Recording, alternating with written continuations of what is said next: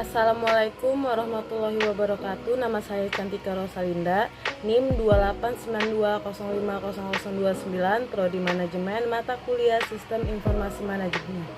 Dosen pengampu Bapak Mulyono SHMM. Di sini saya akan menjelaskan sedikit tentang Sistem Informasi Manajemen. Sistem Informasi Manajemen.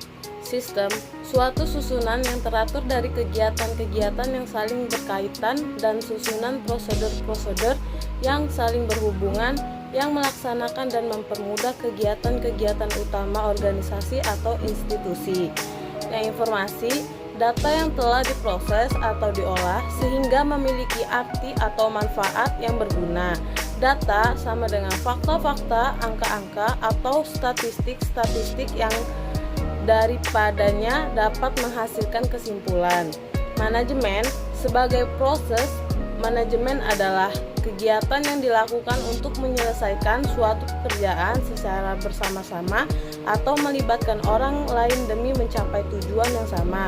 Sebagai subjek, manajemen adalah orang atau orang-orang yang melaksanakan kegiatan tersebut. Manajemen informasi. Manajer mengelola 5 jenis sumber daya. Yang pertama manusia, yang kedua material, yang ketiga mesin atau termasuk fasilitas dan energi, yang keempat uang, yang kelima informasi atau termasuk data, sumber daya konseptual. Sumber daya. Sumber daya fisik akan dikelola setelah diperoleh agar saat diperlukan sumber daya tersebut siap digunakan secara maksimal. Bila perlu diganti sebelum sumber daya tersebut menjadi tidak efisien atau usang. Nah, contohnya penggantian sumber daya itu adalah upgrade mesin, rekrutmen pegawai baru, dan sebagai berikut. Tugas manajer meliputi pengelolaan sumber daya fisik dan mencakup pengelolaan sumber daya konseptual. Nah, selanjutnya mendapatkan data mentah lalu mengolahnya sehingga menghasilkan informasi yang berguna.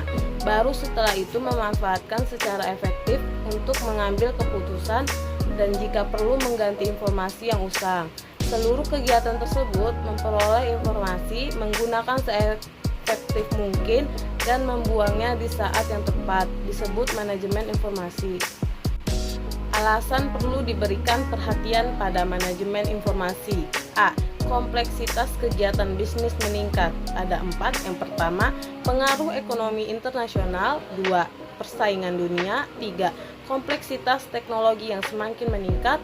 4. Batas waktu yang singkat, kendala-kendala sosial. B. Kemampuan komputer yang semakin baik. Nah, pemakai semakin tahu bagaimana mendayagunakan komputer untuk membantu pekerjaan. Keahlian manajemen itu adalah seorang manajer yang berhasil harus memiliki banyak keahlian, tetapi ada 2 yang mendasar, keahlian komunikasi dan keahlian pemecahan masalah. Yang selanjutnya manajer dan sistem. Manajer dan sistem itu adalah tujuan, ke mekanisme pengendalian, lalu input, lalu proses, lalu output, lalu ke mekanisme pengendalian lagi. Selanjutnya, sistem tanpa elemen, mekanisme kontrol, lingkaran umpan balik, dan tujuan disebut sistem lingkaran terbuka atau open loop system. Nah, kita input, proses, baru output. Selanjutnya, sistem dengan 3 elemen kontrol atau tujuan, mekanisme, kontrol, dan lingkaran umpan balik disebut sistem lingkaran tertutup atau closed loop system. Nah, di sini penjelasan sistem terbuka dan sistem tertutup. Sistem yang dihubungkan dengan lingkungannya melalui arus sumber daya disebut sistem terbuka atau open system, sedangkan sistem yang tidak dihubungkan dengan lingkungannya adalah sistem tertutup atau closed system. Selanjutnya, sistem, subsistem, elemen itu adalah super system. Suatu pandangan sistem atau sistem view ada 5. Yang pertama, kompleksitas struktur organisasi atau rincian pekerjaan. Yang kedua, tujuan yang baik. Yang ketiga, kerjasama semua bagian dalam organisasi. Yang keempat, keterkaitan organisasi dengan lingkungannya. Yang kelima, penilaian yang tinggi pada informasi dengan feedback. Selanjutnya, evolusi sistem informasi berbasis komputer ada 5. Yang pertama, fokus awal pada data atau bagaimana mendapatkan data. Yang kedua, fokus baru pada informasi atau bagaimana mengolah data. Yang ketiga, fokus revisi pada pendukung keputusan atau DSS. Yang keempat, fokus kini pada komunikasi atau otomatisasi kantor.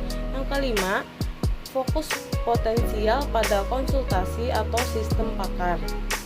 Yang terakhir, faktor mendorong menuju end user computing ada 5. Yang pertama, meningkatnya pengetahuan tentang komputer. Yang kedua, knowledge. Yang ketiga, antrian jasa informasi atau time process. Yang keempat, perangkat keras yang murah atau teknologi hardware.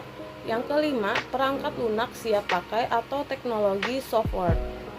Sekian yang dapat saya sampaikan tentang sistem informasi manajemen. Kurang lebihnya mohon maaf. Wassalamualaikum warahmatullahi wabarakatuh.